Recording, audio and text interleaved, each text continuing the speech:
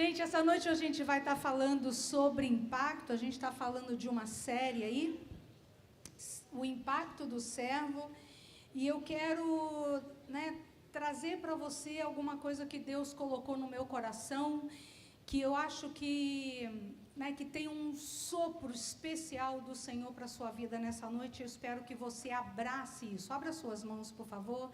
Repete comigo: Senhor Jesus, nessa noite eu abro o meu coração para receber a porção que o Senhor separou para a minha vida nessa noite. Eu oro em nome de Jesus. Amém. Eu sei que vocês sabem, mas impacto significa um efeito muito forte que é deixado em nós de alguma maneira por uma certa ação ou um acontecimento. E a gente vai estar falando sobre impacto na sua vida, impacto através da sua vida. E eu e Luiz, a gente foi pastores de jovens durante muitos anos. E alguns versículos marcaram a minha vida, naquela época. A gente chegou a ter uma reunião de jovens com 1.200 jovens. Era muito jovem por metro quadrado. E aqueles jovens incendiados, eles realmente impactaram uma geração. Isso foi uma coisa que marcou a nossa vida para sempre. Atrás de tudo que a gente fazia na igreja, tinha um batalhão de jovens servindo, eles estavam envolvidos em todas as atividades, como acontece hoje. E isso foi uma coisa muito legal, mas como pastora de jovens, gente, eu vi milagres incríveis acontecendo na nossa reunião. Eu me lembro uma noite que eu fiquei muito impactada, eu nem lembro quem pregou, eu só sei que o Luiz não estava aqui, e não fui eu que preguei. Mas eu lembro que no final da noite um jovem veio entregar para mim maconha, e eu nunca tinha visto aquilo na minha vida, eu não sabia nem o que fazer com aquilo. Eu falei, meu Deus, Eu fui lá no banheiro, joguei no vaso, dei descarga. Aí veio um outro entregar uma arma, presta atenção, olha para cá. Ele veio entregar uma arma porque naquela noite ele ia matar o pai dele. Um jovem, desses jovens abençoados, convidou o amigo para vir na igreja. O cara veio armado. Aqui ele entregou a vida para Jesus e mudou o destino dele, da família, enfim. Então a gente viu muitos milagres. Quem já viu aqueles carrinhos de catador de papelão que vai sempre uma criança, algumas crianças dentro dele, enquanto os pais vão recolhendo materiais recicláveis? Quem já viu isso? Naquela época a gente recebeu uma menina que passou toda a infância num carrinho de catador de materiais recicláveis. Uns anos depois, aquela moça estava se formando como enfermeira e até hoje ela é uma enfermeira. Enfim, a gente viu muita coisa acontecendo. Jovem, gente, na sua maioria, sempre muito duro. Quem tem dinheiro sobrando? Nenhuma mão? Levanta a mão pela fé, pelo menos. Isso, Jesus, faz isso, Senhor, em nome de Jesus. Mas jovem, de uma maneira geral, é muito duro, tem dinheiro para nada, E eu me lembro que a gente recebeu muito jovem duro naquela época que não teria condições, gente, de fazer uma faculdade. Deus fez milagres tão incríveis que a gente viu algum deles se formando, tendo estudado em faculdade particular, sem nunca ter gasto um centavo naquele curso. Então, a gente viu coisas muito incríveis, e eu tenho um sentimento, presta atenção que isso tem tudo a ver com você. Eu tenho um sentimento profético de que Deus quer fazer isso outra vez. Na verdade, eu tenho um sentimento de que Deus vai fazer coisas maiores outra vez, só que você precisa estar muito aberto e atento para isso, para você poder entrar nessa onda. Nessa noite eu vi como se... Já viu aquela cena? Geralmente desenho, às vezes filme também tem, que vem uma onda, como se fosse um sopro, e de repente aquilo que era tudo preto e branco começa a ganhar cores, e a cena fica colorida. Quem já viu uma imagem mais ou menos parecida? Foi isso que eu vi nessa noite. Eu vi o Senhor soprando sobre a sua vida.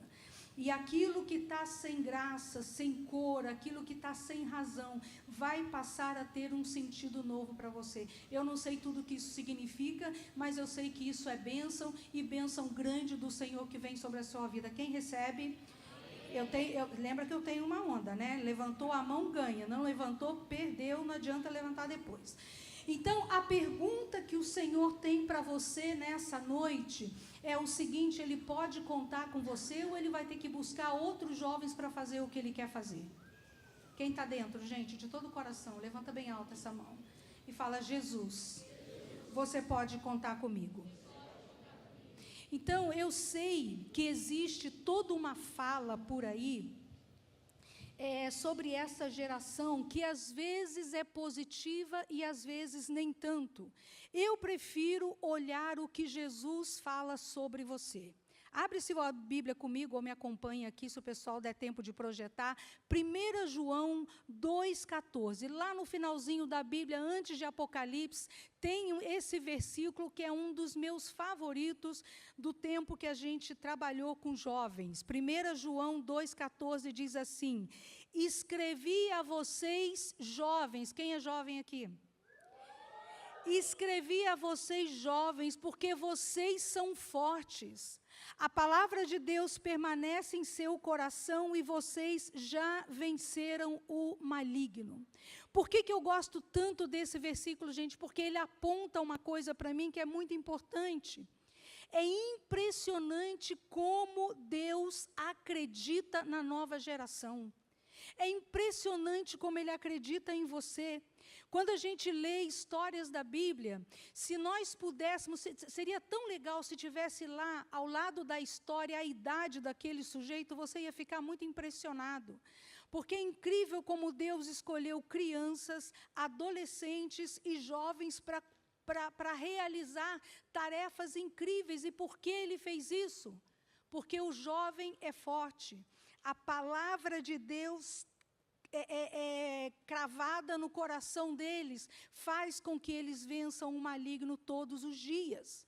Eu não sei se você sabe disso também, mas quando Jesus escolheu aqueles 12 discípulos para andar com eles, eles tinham, gente, na casa dos 20 anos. Na verdade, eles tinham menos do que 20 anos cada um. O mais velho ali era Pedro, que tinha 21 anos, e aqueles caras, jovens, adolescentes, né, talvez imaturos para alguns, na verdade, sendo apenas jovens, eles serviram toda uma geração, serviram com paixão e impactaram toda uma nação.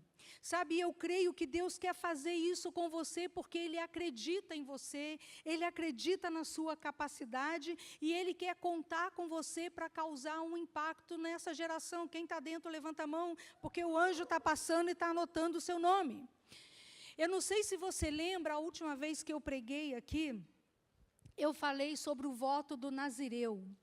E eu disse que não existe cristianismo verdadeiro sem experiências com Deus.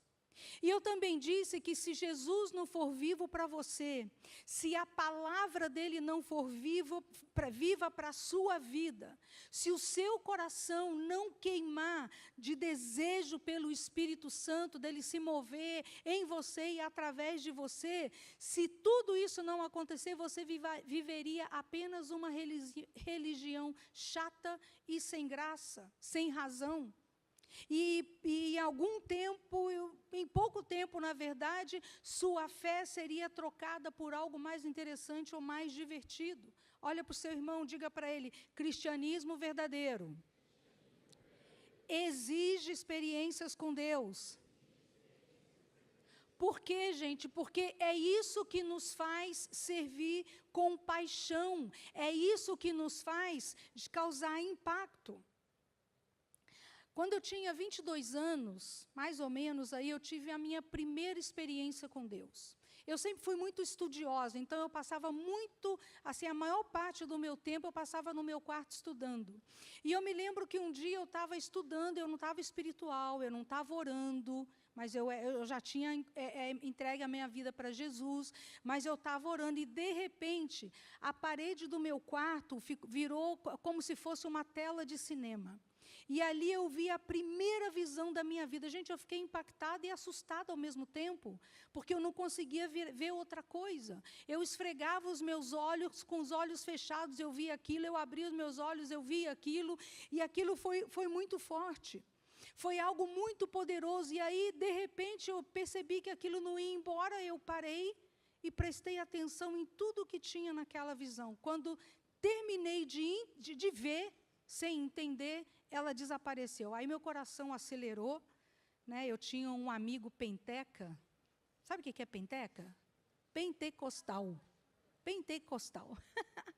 Das Assembleias de Deus. Naquela época, a gente não tinha igrejas como a nossa, como a comunidade, a gente só tinha igrejas históricas, tradicionais, e eu não sabia muito bem o que fazer com aquilo, e aquele amigo me ajudou muito a entender, porque Deus estava me introduzindo no mundo sobrenatural, e é isso que Ele quer fazer com você. Nesses dias, Deus quer te introduzir em novos níveis desse movimento do mundo espiritual. Outra vez, quem está dentro? Agora, lembra que eu tinha falado sobre o voto do Nazireu. A gente precisa só relembrar o significado de Nazireu. Ser separado, purificado, ser criado para refletir a glória de Deus, ser criado para refletir a presença de Deus. Era isso que significava um Nazireu. E no Antigo Testamento, somente algumas pessoas ali da tribo de Levi podiam ser sacerdotes, e só aqueles sacerdotes daquela tribo tinham o privilégio de ter uma vida separada para Deus e viver essas experiências do sobrenatural. O voto do Nazireu, ele veio para abrir uma porta para que qualquer pessoa em Israel tivesse a oportunidade de fazer um voto de consagração especial para Deus, viver seus dias de sacerdotes e colocar um pezinho lá no sobrenatural e experimentar coisas novas, sendo separados para refletirem a glória de Deus. O voto do Nazireu, na verdade, ele era um convite para aquele jovem que estava desesperado por aprender coisas novas de Deus, fazer da vida deles vidas que tivessem um impacto na realidade deles, e eles serem usados por Deus. Hoje, por causa do que Jesus conquistou na cruz, todos nesse salão não precisam fazer um voto de Nazireu como no Antigo Testamento para ter acesso a essas coisas. Todos nós já temos. Tem uma canção antiga que fala que reis e sacerdotes fomos colocados para governar e ministrar. Hoje, gente, todos nós podemos ocupar esse lugar, porque Deus nos deu isso através do que Jesus fez naquela cruz. Então, o voto do Nazireu era para jovens que queriam ver os seus inimigos derrotados, que desejavam de todo o coração conhecer a palavra de Deus e expressar aquela glória e aquela presença, resultando em jovens fortes, poderosos, prontos para impactar uma geração. Eu amo as histórias da Bíblia, porque elas são muito realistas e de fácil aplicação na nossa vida. Interessante que a Bíblia não fala de homens e mulheres perfeitos, que serviram a Deus porque não tinham defeitos. Muito pelo contrário, gente, a Bíblia conta cada história que aparentemente nem combina para ser uma história que está dentro do livro de Deus. E, por outro lado, a Bíblia tem tudo a ver, com a história de uma humanidade que precisa desesperadamente do amor e da aceitação de um Deus que é Pai. Que quando a gente olha para essas histórias, né, Davi é um desses caras que carrega uma história incrível, né, e muito ampla, na verdade. E eu tenho certeza que todos nesse salão, sem exceção, facilmente se identificaria com alguma parte de uma das histórias de Davi. E para confirmar isso, para conferir, eu vou fazer uma pergunta. Algumas perguntas. Quem ama Jesus? Quem ama Deus? Davi também amava. Quem deseja fazer a vontade de Deus? Olha que o anjo está passando. Davi também queria fazer isso. Né? Quem já sentiu vencedor alguma vez na vida, pelo menos uma vez, ou muitas vezes? Davi era o cara nesse sentido. Agora não levanta mais a mão, tá? Agora sorri e faz cara de paisagem. Quem já se sentiu um pouco amado por seus pais, ou por um deles? Davi sentiu isso. Quem já se sentiu ofendido, traído, esquecido, abandonado, injustiçado, sozinho, em crise e outras coisas mais? Davi, nem precisa levantar a mão, faz cara de paisagem. Mas Davi também sentiu. Davi passou por tudo isso. Gente, esse cara, ele não cresceu na mesma casa com seus pais. Aparentemente, Davi cresceu sozinho na casa do seu pai. Tem um versículo na Bíblia que diz que Davi, falando da história dele, ele fala assim: em pecado fui gerado pela minha mãe. Né? Não sei tudo o que significa isso, mas coisa boa não é. Então, o que parece é que Davi foi criado somente pelo pai, e o pai fazia distinção entre Davi e os outros irmãos dele. Aparentemente, Davi não tinha um lugar na mesa de refeição. Aparentemente, se sentava o pai, todos os outros filhos, e Davi comia em outro lugar. Davi sofreu muitas rejeições e brigas. Não levanta a mão, mas quem briga com o irmão? Pois é, Davi tinha um monte desse aí na casa dele. Então, quando a gente olha para a história desse cara, a gente tem muito a aprender com ele. Né? Davi foi um jovem que, como todos vocês, eu ia falar nós, mas já não se aplica do lado de cá, né? Davi, como todos vocês, como um jovem, teve muitos erros e também teve muitos acertos. Mas a grande sacada daquele jovenzinho foi que ele decidiu, gente, se apegar a Deus de uma maneira que ele decidiu no seu coração que ele não seria, presta atenção em mim, vítima da sua história. Davi escolheu no seu coração que ele não seria, que ele não se entregaria a crises de depressão, ansiedade, porque tem uma família complicada ou porque não se sente amado ou importante para eles. Davi, ele escolheu se apegar a Deus e nessa escolha ele encontrou o propósito que Deus tinha para a vida dele, e a história desse homem foi uma história incrível. Sabe, Davi foi um jovem que ele escolheu mergulhar de cabeça nos planos de Deus para a vida dele, e ele foi atrás desses planos até descobrir que plano era esse. Era aquele. E ele não apenas serviu, mas ele impactou toda uma nação e deixou uma marca inesquecível na história de Israel. Ele chegou a ser chamado do homem segundo o coração de Deus. E eu sinto, sabe, que essa é uma estação, gente, da igreja, que Deus está novamente fazendo um novo convite para levantar Davis e Davidas, nessa noite, sabe, Ele quer marcar a sua vida para sempre, Ele quer te dar experiências com Ele, para que você sirva com paixão, né, e impacte a sua geração. Sabe, no meu coração, assim, profeticamente, eu sinto que a gente está às portas de um grande avivamento, gente. A gente vai ver coisas que a gente nunca viu. Aqui, lá no lugar onde você vive, na sua casa, na sua escola, no seu trabalho, nós vamos ver coisas incríveis. Agora, sabe qual que é a coisa importante disso? Deus quer usar você. Sabe, tem uma geração aí para trás que falhou nisso. Deixou de ser relevante, deixou de fazer coisas importantes para Deus. E Deus está de novo soprando e convidando vocês para esse momento. Deus quer que você seja um jovem, uma jovem de destaque nessa geração. Ele quer escrever uma história com você. Sabe, gente, eu tenho 60 anos. Quando eu olho para trás, especialmente a partir dos meus 22 anos, eu poderia escrever um livro das experiências que eu tive com Deus, da história que eu escrevi com Ele. Eu nunca me imaginei com 22 anos em ser uma pastora de uma igreja tão linda quanto essa. Eu só queria ser uma dentista.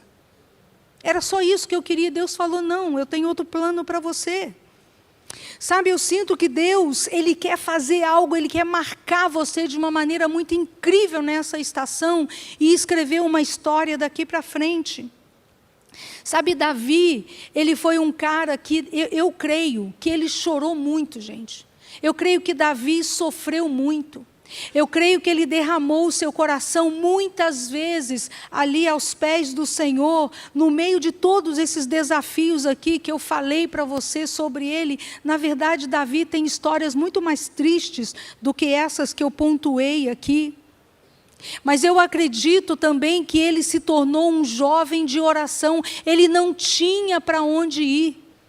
E aí ele mergulhou, entrou com tudo na vida dele com Deus, e ele aprendeu ainda muito jovem a ter tempos significativos com Deus. Tanto no seu quarto lá sozinho, quanto lá no campo, no meio das ovelhas, enquanto cuidava delas.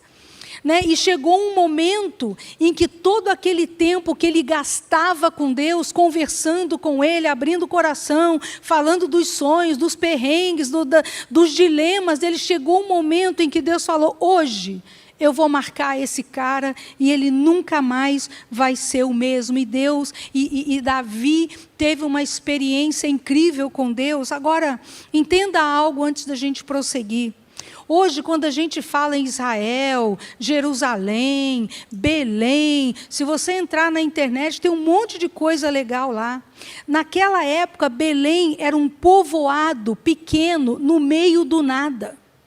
Davi era um jovenzinho invisível, perdido nos campos, de Belém. Ele era um cuidador de animais. Gente, ninguém importante sabia da existência de Davi.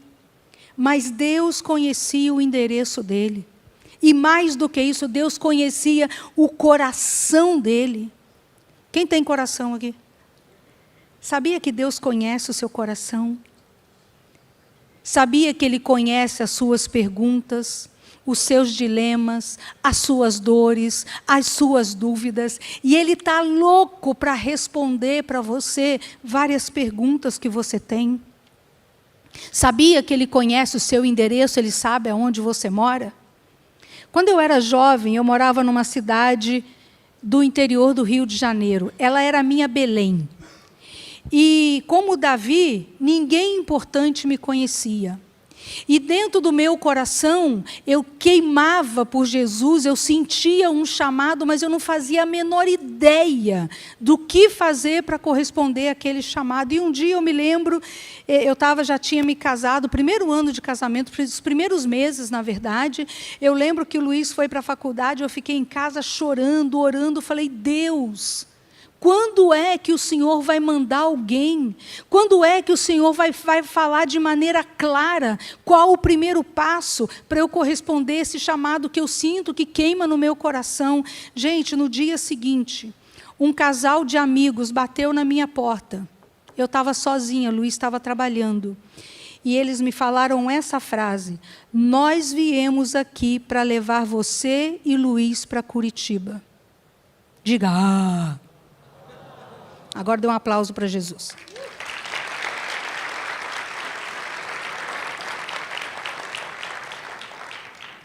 E você vê que deu certo. Onde que eu estou?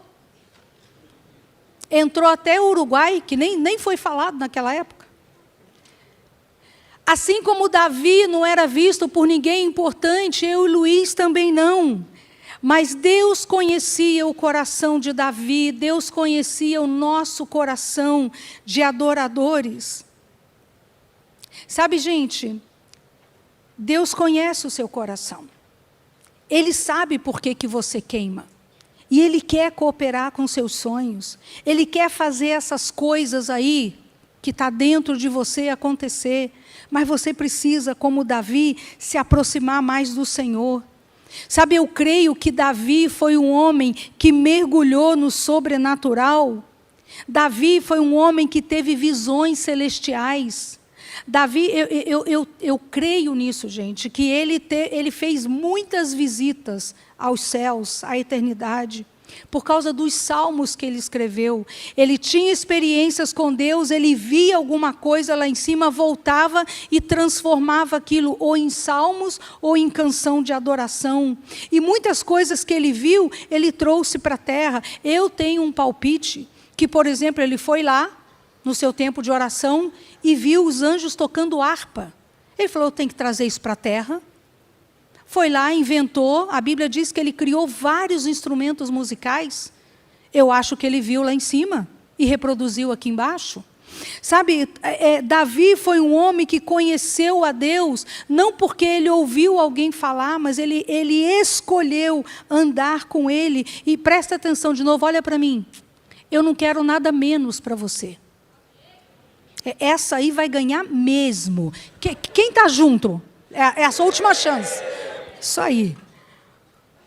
Eu não quero nada menos para você. Sabe, eu creio que nós vamos passar por um grande avivamento, gente, e você precisa estar na linha de frente disso. Você precisa ser aqueles que vai estar entre aqueles que vão estar orando e gente levantando da cadeira de roda. Eu preciso que você seja aquele que vai colocar a mão e a pessoa vai ser curada, vai colocar a mão e o demônio vai embora. Vão ver você e vão sair gritando, ah, não é porque você é feio, é porque o bicho não quer o que você tem. É nisso, sabe? Eu não quero nada menos do que Davi teve para a sua vida. Sabe, Davi, ele não era conhecido por ninguém. Um belo dia, a pessoa mais importante de Israel foi bater lá na porta da casa de Davi, porque ele tinha uma mensagem de Deus para aquele jovenzinho que morava lá no fim do mundo, no meio do nada. Aquele jovenzinho sem muito senso de importância, de significado, esquecido em algum lugar nas campinas de Belém. E aí, quando ele chega, sabe qual é o recado? Escolhi um homem segundo o meu coração. Já pensou Deus olhar para você e falar assim, escolhi um homem segundo o meu coração? Bom, né? Quem quer? Quem quer ouvir isso? Escolhi essa jovem segundo o meu coração. Escolhi esse jovem segundo o meu coração. Escolhi aquela criança ali, ó, segundo o meu coração. Sabe, gente, o profeta Samuel fica tão empolgado que ele literalmente derrama um jarro de azeite, dá um banho de azeite em Davi, e diz a Bíblia que daquele dia em diante ele nunca mais foi o mesmo, porque ele se tornou um jovem marcado por Deus para sempre, e é isso que ele quer fazer com você. Tem duas frases na Bíblia, 2 versículos que falam sobre Davi, que eu quero profetizar esses versículos sobre a sua vida. Diz assim, encontrei Davi, eu vou falar Davi, você põe seu nome, tá bom? Encontrei Davi, um homem segundo o meu coração, ele fará tudo o que for da minha vontade. Isso está lá em Atos 13.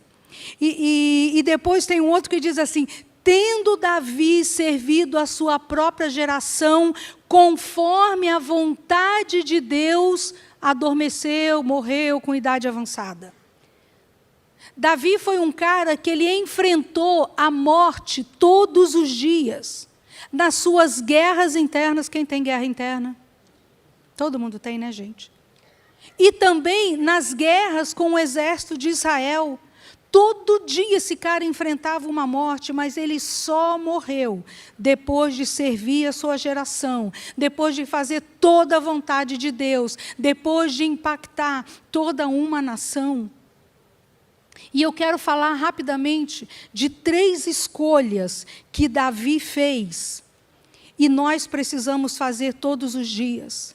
Lembra o versículo que a gente abriu essa reunião? Jovens, eu vos escrevi porque vocês são fortes, a palavra de Deus permanece no seu coração e vocês venceram o maligno. São 3 escolhas que você tem que fazer todos os dias para vencer no natural e acessar o sobrenatural e ser então usado poderosamente pelo Senhor.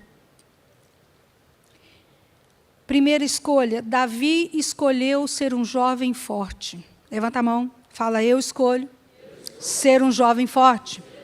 Sabe, gente, deixa eu te contar uma coisa, Davi não era forte. Nunca foi. Assim como você e assim como eu.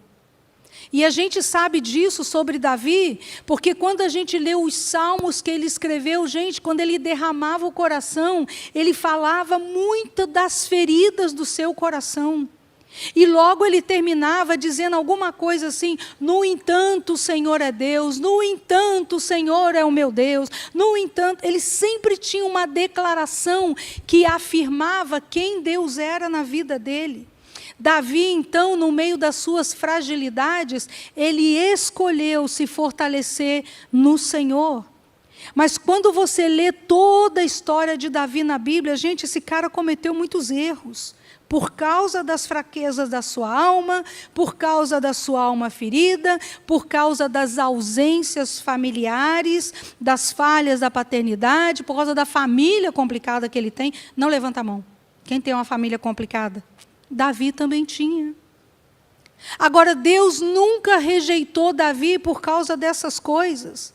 Mas Davi precisou realinhar uma e outra vez o coração dele com o Senhor. Ele precisou deixar os pecados dele, ele precisou se consagrar. E ele fez isso, gente, no meio dos conflitos familiares, dos momentos de solidão, naquele campo, cuidando de ovelha. Preste atenção nisso. Davi tinha tudo para ser um jovem feridento e fracassado. No entanto, quando ele escolheu ter experiências com Deus, a vida dele mudou, tudo mudou. Ele viu coisas com Deus, ele ouviu coisas de Deus que foram tão tremendas, que isso fez com que ele servisse a Deus com paixão. E essa paixão de serviço impactou muita gente. Gente, o cristianismo verdadeiro exige experiências com Deus e é isso que vai fazer de você um jovem forte. A segunda coisa que Davi escolheu, ele escolheu amar a Deus e a sua palavra. Gente, hoje nós amamos muitas coisas. Tem muita coisa para amar hoje em dia, sim ou não? Muita coisa chama a nossa atenção, nós desejamos muitas coisas, sabe? E isso não está errado. Mas isso não pode substituir o lugar de Deus na sua vida, substituir o amor por Deus. Aliás, o amor pela palavra de Deus, o amor por Deus, precisa ser a coisa mais importante na sua vida. E aqui eu quero dar uma pausa para falar de 3 coisas que você precisa cuidar, você precisa vencer, para você, de fato, poder amar a Deus com todo o seu coração e amar a sua palavra. João, depois desse versículo aí, né, que eu li com vocês, né, jovens, eu vos escrevi porque sois fortes. Lá no versículo 15 ele diz assim: não amem este mundo, nem as coisas que ele oferece, pois quando amam o mundo, o amor do Pai não está em vocês, porque o mundo oferece 3 coisas, preste atenção: o desejo intenso por prazer físico. O mundo oferece o desejo intenso por tudo que vemos e agrada os nossos olhos. E o mundo oferece orgulho das nossas realizações e bens. Isso não provém do Pai, isso provém do mundo. Agora ouça, o mundo vai passar, gente. Mas quem faz a vontade do Senhor, quem agrada o Senhor, vai permanecer para sempre. Sabe, eu sinto um convite do Senhor para nós mantermos a nossa atenção, os nossos olhos no Senhor, para derrubar esses 3 gigantes. Um pregador, ele traduziu de uma maneira mais fácil, para facilitar o aprendizado, essas 3 coisas por 3 palavras que ele chamou de 3 Gs. Garotas, grana e glória. Garotas para falar de relacionamentos pecaminosos, amorosos. Grana para falar do amor, da dependência do dinheiro. E glória para falar sobre o perigo de correr atrás da fama, atrás de se sentir famoso. E as redes sociais, ela pode ser uma bênção, mas ela também pode servir como um laço para prender qualquer pessoa, e obviamente vocês que são o meu alvo dessa noite, em uma dessas 3, ou em 2, ou nesses 3 perigos. Então, falando de relacionamentos, presta atenção, hoje em dia, e sabe, você sabe disso melhor do que eu. Existem diversos padrões de relacionamentos amorosos, sim ou não? Agora, olha para mim. O único padrão do Senhor nesse assunto para você e para o povo que é de Deus é o padrão bíblico. A Bíblia diz em Gênesis que no início Deus criou uma Eva para um Adão e um Adão para uma Eva, sim ou não? Toda alteração fora disso, gente, saiu do padrão, que é o padrão para você e para mim. Agora, no próprio Gênesis, alguns capítulos depois, eles já mudam essas regras e a cultura do Antigo Testamento vai ser comum um homem ter mais do que uma esposa. Mudaram o padrão, mas não foi assim no original. Agora, presta atenção nisso. Se você quer construir uma vida bem linda com o amor da sua vida, quem quer? Ao anjo passando, ao anjo rápido. Esses planos e esses padrões precisam ser da palavra de Deus para você ter uma vida abençoada. Gente, eu fui pastora de jovens muitos anos. E eu vi tudo que deu certo e tudo que deu errado nesse assunto. E eu quero que, se você esquecer de tudo que eu falar nessa noite, lembra dessa coisa aqui. Presta atenção nessa frase. A pureza sexual é a arma mais poderosa que você tem para lutar contra o inimigo. A pureza sexual é a arma mais poderosa para você lutar contra todo tipo de roubo do inimigo.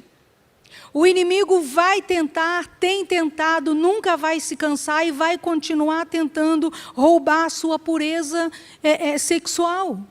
E, gente, ele é tão cruel, ele é tão covarde, que ele tem feito isso desde muito cedo. Com crianças de berço, de 1 ano, de 2 anos, de 3 anos, de 5 anos. E tem alguns aqui nesse salão que sabem o que eu estou falando, porque aconteceu com você. Agora, Jesus tem solução para tudo e para isso também. Jesus, ele cura todo aquele que foi ferido nessa área e ele nos promete fazer tudo novo de novo. Mas nós precisamos passar pela cruz. Nós precisamos passar por um processo de consagração pessoal e escolher uma vida consagrada e separada para Ele. E não é possível fazer isso, presta atenção, olha para mim, sem pureza sexual. A pureza sexual é uma coisa que você precisa lutar por ela todos os dias. E se você caiu ontem, trabalha para não cair hoje. Se você não caiu hoje, amanhã você continua firme, porque você vai receber muita bênção e muita força por causa disso. Sabe, gente, o inimigo tem destruído muitas pessoas tocando nessa área. Antigamente, quando eu era jovem, criança, quando se falava de impureza sexual, assim, 90 e muitos por cento tinha a ver com um relacionamento entre um homem e uma mulher. Hoje em dia, são tantos elementos nessa equação que a gente já não tem nem mais letra para dizer qual é o próximo negócio errado para essa equação. Sabe, a Bíblia vai chamar isso de perversão, vai chamar isso de depravação, e vocês precisam ficar longe disso. Gente, eu não posso falar muito, mas eu quero falar duas coisas. Eu atendi 2 jovens que, assim, cortou meu coração, arrebentou meu coração. Um desses jovens, assim, chorando na minha frente, acabado, destruído. Ele tinha entrado naquela internet que ninguém deve entrar. Sabe aquela? Aquela, sabe? Quem sabe o que eu estou falando? Levanta essa mão, eu sei que você sabe mais que eu. Aquela escura, aquela negra, aquela. E esse jovem, ele se envolveu com criança.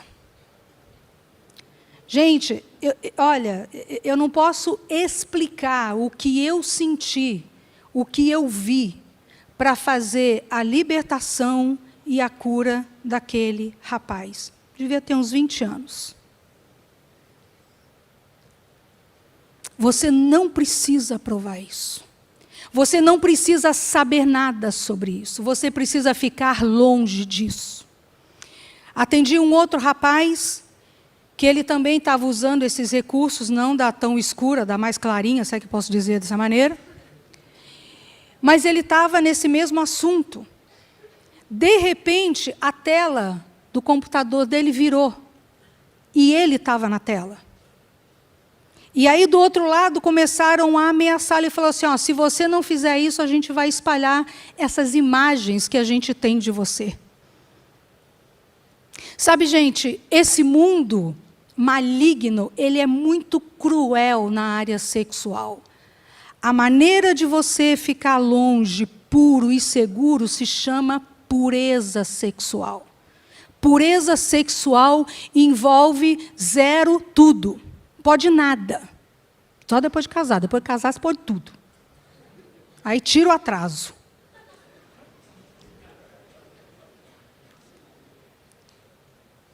Pureza, repete comigo, pureza sexual é a principal arma contra os ataques do inimigo, contra a minha vida.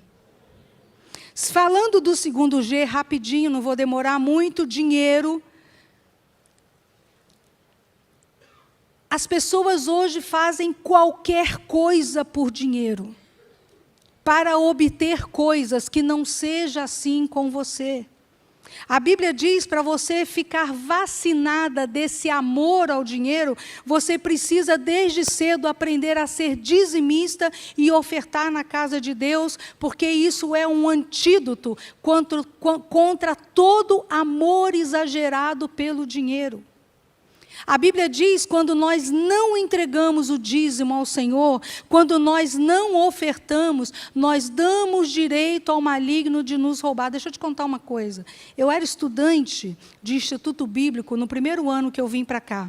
Eu e o Luiz, pensa num casal duro, eu e ele. Mas a gente era muito duro. E um dia a gente tinha um dinheiro na nossa carteira, que era o dinheiro para o mês. Na época era R$100, devia ser $1 milhão hoje. E nós sentimos de dar aquela oferta na reunião. E nós não demos.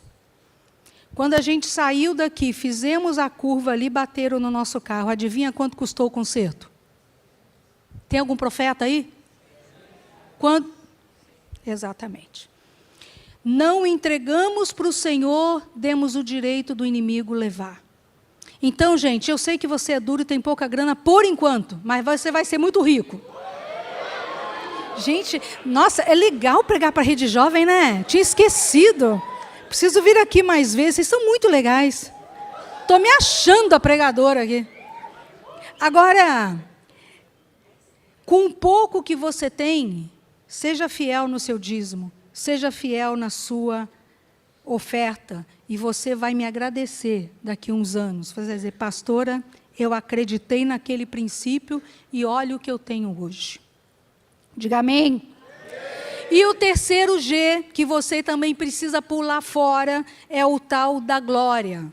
É o tal do ser famoso, do se sentir importante. Gente, quando eu era jovem, ser famoso e importante era se alguém aparecesse na tela da TV. Extremamente raro, quase impossível. Hoje em dia, todo mundo pode ser famoso. Sim ou não? Todo mundo pode aparecer na tela. Se você postar a coisa certa, vai viralizar, vai monetizar. Em um instante a fama bate, pode estar diante de você. Agora ouça com atenção. Quem é famoso de fato, se pudesse, escolheria o anonimato. Quem é famoso de fato, não tem liberdade para ir no cinema, na praia, em lugar público, porque essas pessoas são assediadas, elas se tornam escravas da fama. Há um tempo atrás eu vi um testemunho de uma cantora gospel, que era mais ou menos assim, na semana anterior ninguém conhecia ela. Na semana posterior o Brasil inteiro conhecia ela por causa de umas canções. E ela saiu de férias com os pais. Quando ela chegou na praia, eles tiveram que voltar para o apartamento, porque ela não podia andar na praia. Eles entraram no restaurante para comer, não deu para comer. E eles voltaram para casa sem direito a férias.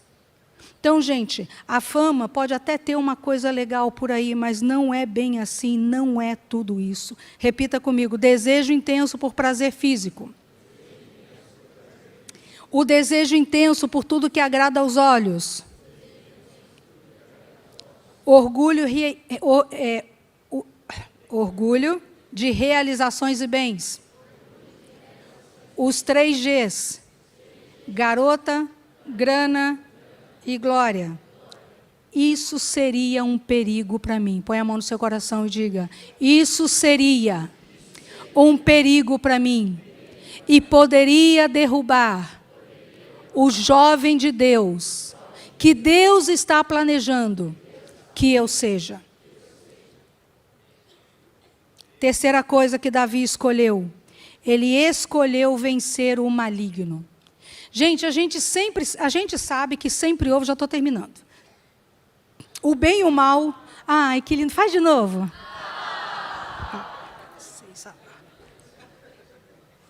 A gente sabe que existe uma guerra eterna entre bem e mal, luz e trevas e por aí vai. E existe uma guerra do inimigo que, entenda uma coisa, nunca foi contra Deus. Satanás é inimigo de Deus, sim, mas ele não é adversário. Por quê? Porque não existe adversário à altura de Deus. A Bíblia diz que um sopro, sopra aí, sopra em cima do seu amigo. A Bíblia, já tá bom, olha para mim, olha para mim. A Bíblia diz que com um sopro, Deus vai destruir os nossos inimigos, então ele não tem adversário. Agora, o inimigo quer destruir, olha para o seu vizinho aí, fala, você. Põe a mão no seu coração, fala, ele quer me destruir. Ele quer destruir os planos que Deus tem para a minha vida. Gente, olha para mim, presta atenção numa coisa. Satanás morre de inveja e de raiva de você. Ele tem muito medo que você ocupe o lugar que Deus desenhou para você.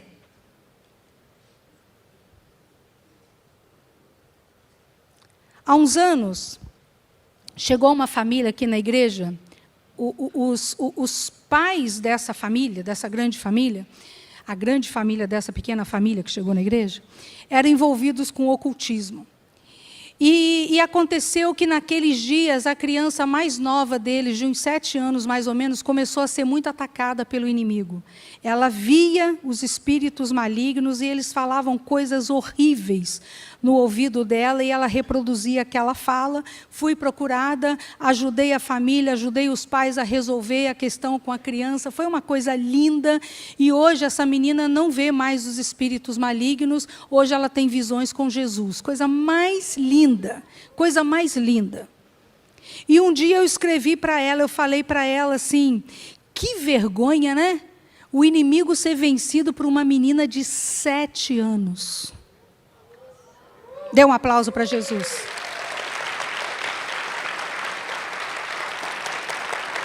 E aí a mãe dela começou a mandar vídeos para mim dela.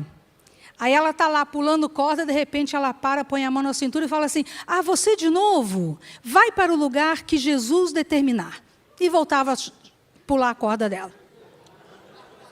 E foi aí que eu mandei essa mensagem. Que vergonha, né? O inimigo ter que obedecer uma menininha de 7 anos. Agora, gente, João fala que porque a palavra de Deus permanece no seu coração, você é forte. E porque você é forte, você pode vencer o maligno. Essa criança e essa família entendeu essa mensagem. Se você entender essa mensagem hoje, isso vai mudar a sua vida e o seu futuro. Sabe aqueles momentos que você começa a ter aqueles pensamentos que você não vale para nada, que você não serve para nada, que você é um ruim, que você é um rejeitado, um sei lá o quê. Sabe quando vem aqueles pensamentos que não são de Deus a teu respeito? Quando sabe do que eu estou falando? Essa é a hora para você levantar como aquela menininha de 7 anos. Olha aqui, seja lá quem for, vai para o lugar que Jesus determinar, porque eu sei o meu lugar. Você está morrendo de inveja que eu tenho que você nunca vai ter. Agora vai embora em nome de Jesus.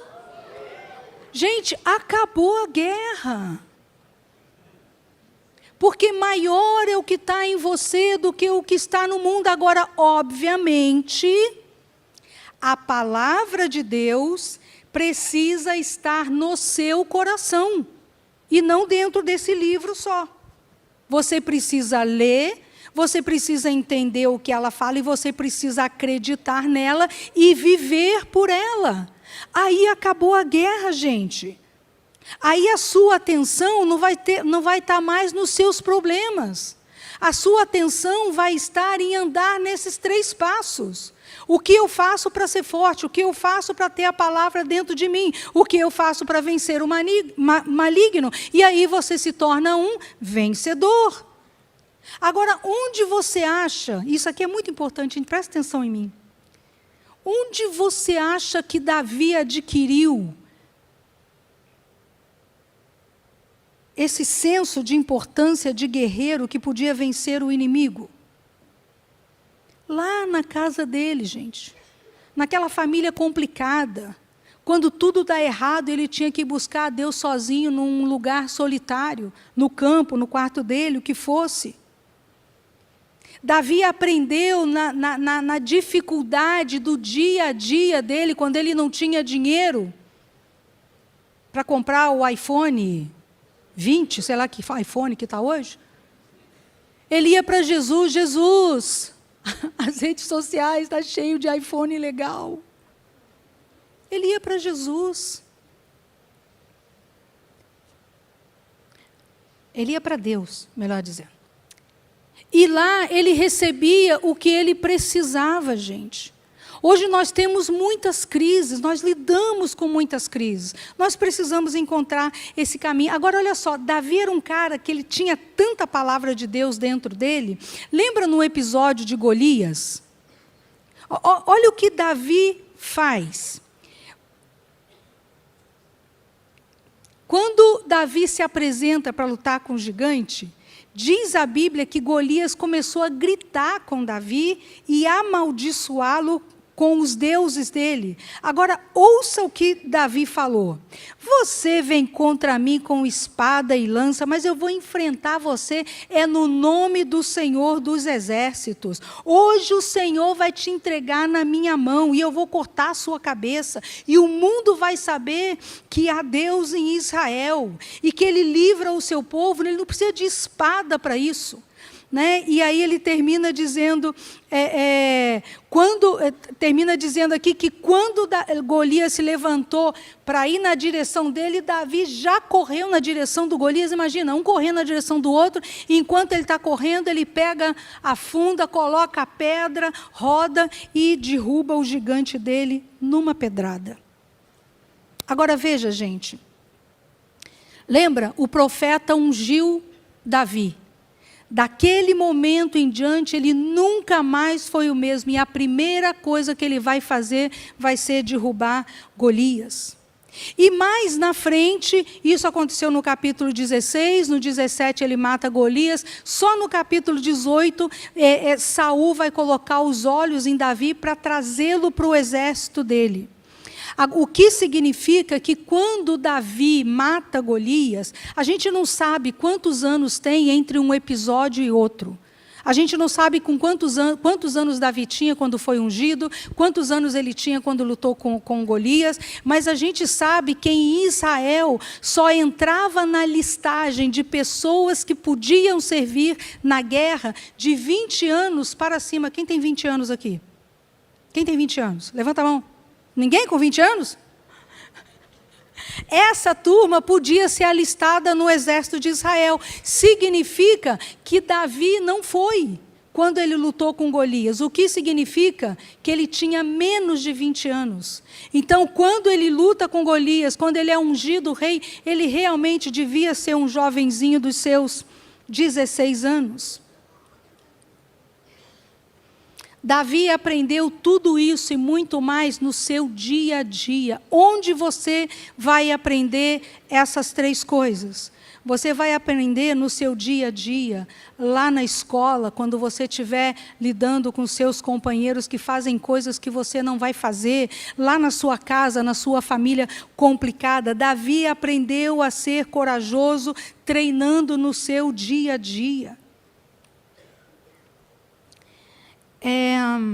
O livro de Salmos, se você quiser ler o livro de Salmos, pensando em Davi, como eu estou te falando, ele vai parecer muitas vezes como o diário de Davi. E eu quero te animar, você precisa ter um caderno com Deus. Quem tem um caderno com Deus? Para Deus. Nesse caderno, você precisa registrar as coisas que Deus está falando com você, porque essa é a construção da sua história com Ele. Fica de pé comigo. Davi derrubou Golias, e depois de Golias, ele derrubou muitos outros gigantes, gente, mas presta atenção. Davi não derrubou todos os inimigos dele com pedrada.